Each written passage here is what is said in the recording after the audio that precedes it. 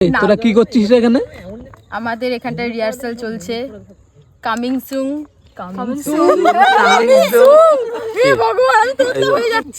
আরে movie shoot করছি সরা। আমাদের একটা ভালো প্রজেক্টের কাজ আসছে। ডিস্টার্ব করিস না। এখনই কিছু বলা যাবে না, এখন কিছু বলতে হ্যাঁ সিক্রেট।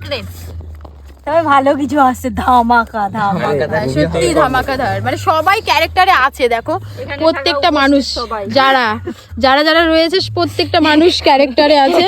আমি আছি, এই যে ক্যারেক্টার, এই যে এই আছে নাকি ঋষভ?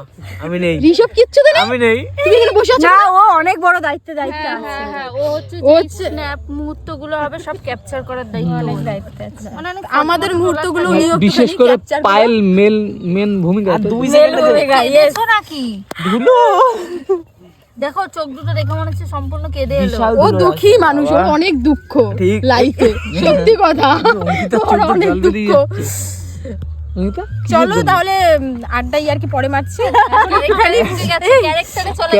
চলো তাহলে আমরা একটু আড্ডাই আর কি পরে মারছি। এখন একটুখানি পড়াশোনা করতে পরে তো দেখি ঠিক আছে, বলা